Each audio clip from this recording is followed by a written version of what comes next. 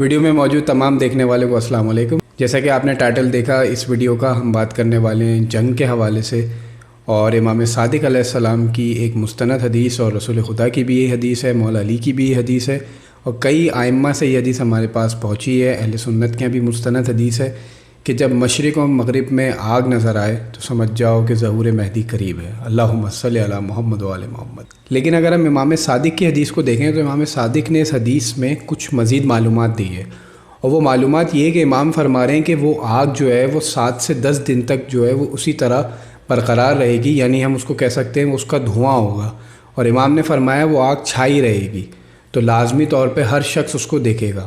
اب یہاں پہ بات جو ہے کرنے کی اور سمجھنے کی بات یہ ہے کہ مشرق میں آگ، تو سب سے پہلے ہمیں یہ اندازہ ہونا چاہیے کہ مشرق کس ایریا کو کہتے ہیں۔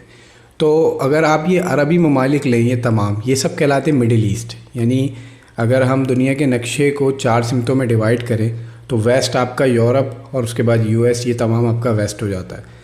ایسٹ آپ کا یعنی مشرق جو آپ کا کہلاتا ہے، یہ آپ کا تمام پاکستان، انڈیا، چائنا، رشیا، یہ تمام آپ کا مشرق میں آتا ہے۔ اسی مناسبت سے مشرق اس لیے کہتے ہیں کیونکہ سورج یہاں پہلے نکلتا ہے۔ ہمارے یہاں جیسے ٹیوزڈے ہوتا ہے تو وہاں پہ ویسٹ میں منڈے ہی چل رہا ہوتا ہے، اس کی وجہ یہ ہوتی ہے سورج یہاں طلوع کرتا ہے، یہ زمین کا فرنٹ ہے، بالکل صدر ہے، تو یہ مشرق کا علاقہ کہلاتا ہے۔ اب امام کہہ رہے ہیں مشرق اور مغرب میں آگ، تو مشرق میں آگ کی صورت کیا ہے؟ ایسا تو خیر نہیں ہو سکتا کہ پورے مشرق میں آگ لگ جائے۔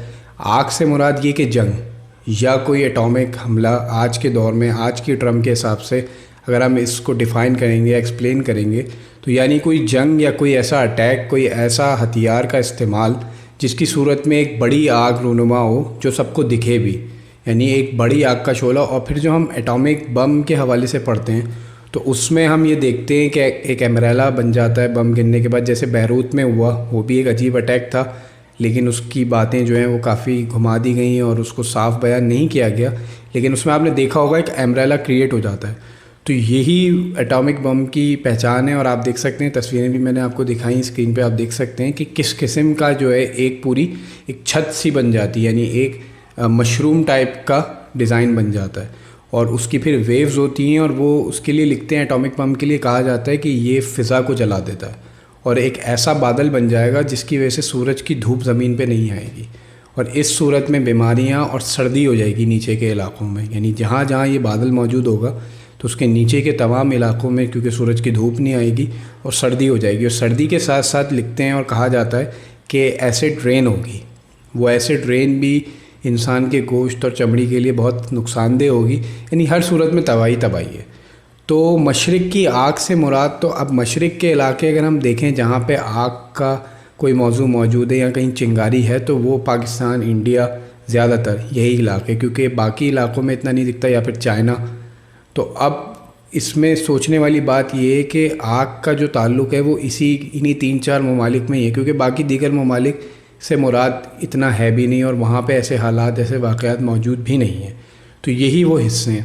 حدیث بیان ہو رہی ہے عرب میں، کوفہ میں، یعنی عراق میں، اس وقت تو عرب ہی تھا سب، تو عراق میں یہ حدیث بیان ہو رہی ہے، ٹھیک ہے، تو وہاں سے مولا علی اور امام صادق بیان فرما رہے ہیں، تو اگر آپ وہاں سے اس کو اوریجن، پوائنٹ آف اوریجن لیں تو مشرق لازمی طور پہ یہی علاقہ بنے گا، عرب تو نہیں بنے گا، کیونکہ عرب کے واقعات جو لکھیں، جو میں نے دیگر ویڈیوز میں بھی بتایا آپ کو کہ وہاں پہ انریسٹ کی سچویشن ہے، وہاں پہ حکومتیں بدل رہی ہیں، وہاں پہ حکومتیں جاری ہیں، اور پھر سب سے بڑی بات یہ، وہاں پہ مکہ، مدینہ، کربلا، نجف، یہ روضے موجود ہیں، تو وہاں پہ ایسے خطرناک حملے اور ان زمینوں کا تقدس رکھا جائے گا آخر وقت تک، تو وہاں تو دوسرے سچویشنز ہیں، وہاں پہ دوسرے واقعات ہیں، لیکن وہاں سے بیٹھ کے جب مشرق و مغرب کا بتایا جا رہا ہے تو لامولا وہاں سے بیٹھ کے مغرب یورپ ہے آپ کا، یو ایس آپ کہہ لیں زیادہ سے زیادہ، اور وہاں سے بیٹھ کے آپ کا مشرق انڈیا، پاکستان، چائنا، یہ تمام ممالک لگتے ہیں، تو لازمی طور پہ آگ تو ہے۔ اب بات اس میں یہی ہے کہ ہمیں نہیں پتہ کہ کب یہ سب چیزیں پوری ہوں گی اور کب ان سب چیزوں کے، کیونکہ کسی چیز کی مدت نہیں بتائی، اور یہی کمال رکھا کہ اگر مدت بتاتی جاتی تو یہ اس سے پہلے یہ سب چیزیں لوگ کرنے کی کوشش کرتے اور ان چیزوں کا فائدہ اٹھاتے، ان چیزوں کو غلط طریقے سے، یعنی ایک آرٹیفیشل ماحول بناتے، تو اسی لیے مدت چھپا لی گئی تاکہ انسان جو ہے وہ یہ سب چیزیں نہ کرے اور پھر گن کے نہ بیٹھ جائے، کیونکہ مولا نے یہ کہا کہ تمہیں اگر موت کا دن بتا دیتے تو تم پوری زندگی کوئی کام ہی نہ کرتے، تو اسی لیے مدت، وقت، محل کب ہے یہ نہیں بتایا، واقعہ بتا دیا۔ اور ان علامات کو بتانے کی وجہ بھی یہی ہے کہ لوگ سمجھتے ہیں کہ خاموشی سے ظہور ہو جائے گا اور 4 لوگوں کو بتانا پڑے گا کسی کو کہ ظہور ہو رہا ہے. نہیں، ایسا نہیں ہے. جو علامات ہیں وہ روشن ہوں گی. ایک اور حدیث ملتی ہے کہ یہ ظہور سورج سے زیادہ روشن ہوگا. تو یعنی خبر سب کو ہوگی، اور خبر کیا ہوگی؟ وہ سائنس کے تھرو سب کو ہوتی ہے. یعنی سائنس انگلش وہ والا سائنس نہیں، نشانی والا سائن. تو اس سائنس کے تھرو سب کو پتہ چلتا رہے گا، علامات کے تھرو، کہ کن واقعات میں موجود ہیں. اور میں ایک اور عجیب بات کہوں کہ ابھی تو ہمارے پاس یہ موقع ہے کہ ہم بات کرتے، آپ یوٹیوب پہ ویڈیوز دیکھتے ہیں، لیکن جب وہ زمانہ آئے گا، وہ دور آئے گا، تو اس وقت اتنی نہ فرصت ہوگی، نہ انسان کو اتنا ہوش ہوگا. کیونکہ اس سے پہلے جو چیزیں ہونی ہیں، اب جیسے آپ یہ آگ لے لیں، یا تیسری جنگ عظیم، یا مشرق و مغرب کی آگ آپ لے لیں، تو مشرق و مغرب کی آگ کیا ہے؟ World war. تو ورلڈ وار اور اس سچویشن میں قحط، موتیں، بیماریاں پھیلی ہوں گی، تو اس میں کوئی بیٹھ کے چیزیں نہیں دیکھ رہا ہوگا. نہ یہ، میں نہیں سمجھتا کہ یہ ٹیکنالوجی اور یہ تمام چیزیں اسی طرح موجود ہوں گی. جو باتیں لوگوں کے کان میں پڑی ہوئی ہوں گی، بس ان کو وہی پتہ ہوں گی. تو ایسا بھی ہو سکتا ہے کہ اس دور میں بڑی بڑی علامات بھی پوری ہو رہی ہوں اور اس وقت کے لوگ اتنے باخبر نہ ہوں، یا ہو سکتا ہے یہ ذرائع نہ بچیں، یہ کتابیں، یہ سب چیزیں اس طرح اس صورت میں نہ ہوں. تو اس وقت ایک الگ سچویشن ہے. ابھی تو ہمارے پاس بہت اچھا ٹائم ہے، ابھی بھی بہت برا ٹائم ہے، لیکن اس میں بھی اتنا وقت ہے، اتنی بہتری موجود ہے کہ ہم بات کر لیتے ہیں، ہم چیزوں کو آسانی سے ڈسکس کر رہے ہیں. تو مشرق کی آگ، میں تو یہ سمجھتا ہوں اس حدیث کے مطابق انڈیا پاکستان میں جو چنگاری ہے ہر وقت کی، اور چائنا بھی اس میں پارٹ ہے.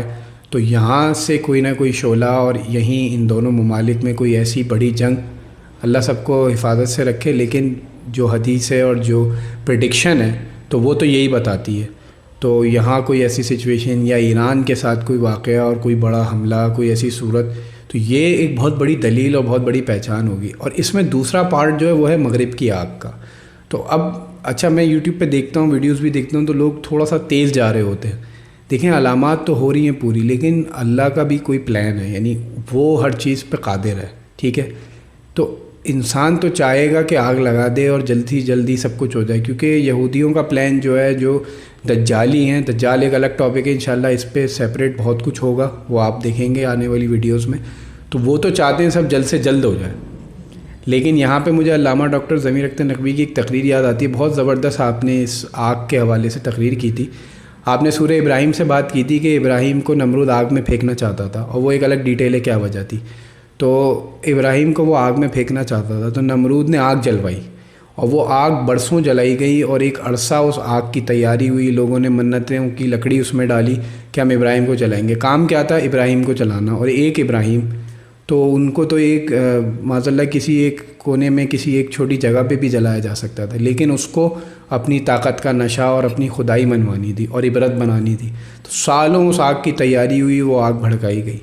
لیکن پھر کیا ہوا کہ جب حضرت ابراہیم کو اس کی طرف، آگ کی طرف جھونکا، تو کیا ہوا؟ جیسی حضرت ابراہیم کے قدم پڑے، وہ آگ گلزار ہو گئی. تو علامہ صاحب یہی کہتے تھے کہ یہ دنیا کو آگ لگانا چاہتے ہیں، تو یہ لگا دیں آگ.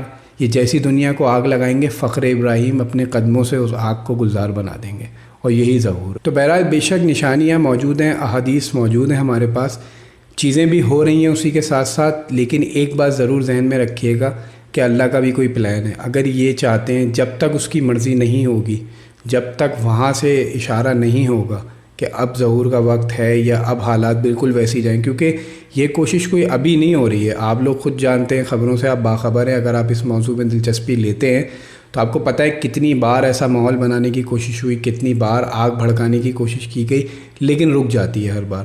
تو کوئی نہ کوئی ایسا سسٹم ہے، اور بے شک ہے قدرت ہماری، کہ جو ہر وقت ایسا نہیں چاہ رہی ہے.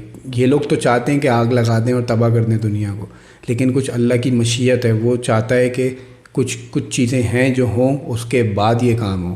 تو آپ دیکھ سکتے ہیں کہ 2000 میں بھی، جب 2001 میں 9/11 کا واقعہ ہوا، پوری دنیا سمجھ رہی تھی. اس وقت بھی اس طرح بہت چیزوں پہ شور ہوا، احادیث نکالی گئی. میں چھوٹا تھا پر مجھے یاد ہے یہ سب کچھ، کہ اس وقت یہ باتیں ہونے لگی تھیں بہت زیادہ.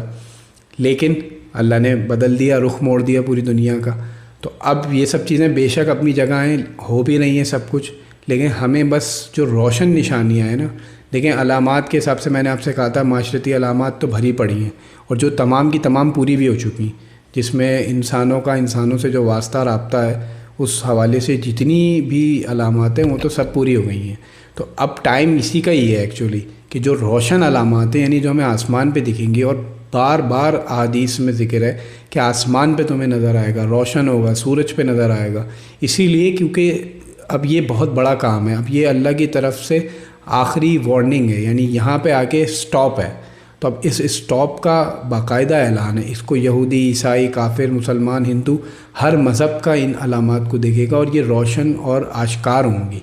تو اس میں کوئی گھبراہٹ پریشانی کی بات نہیں ہے کہ ایسا ہو جائے گا کہ 4 لوگوں کو پتہ ہے اور 5 کو نہیں پتہ۔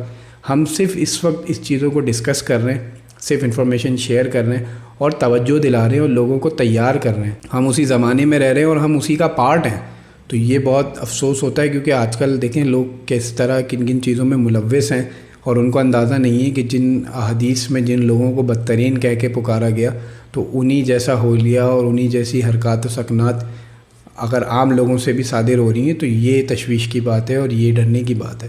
تو انشاءاللہ اسی طرح سلسلہ جاری رہے گا، چیزیں بہت ہیں اور بہت گاڑی احادیث بھی میرے پیش نظر ہے اور بہت کچھ ایسا ہے جو اب تک بیان نہیں ہوا، جو اب تک ویڈیوز میں نہیں آیا، جو اب تک ممبروں پہ بھی بیان نہیں ہوا، تو ایسا بہت کچھ پیش نظر ہے۔ انشاءاللہ اسی طرح سلسلہ جاری رہے گا اور نیکسٹ ویڈیو میں پھر ایک اور بڑی علامت پہ بات کریں گے۔ Thanks for watching.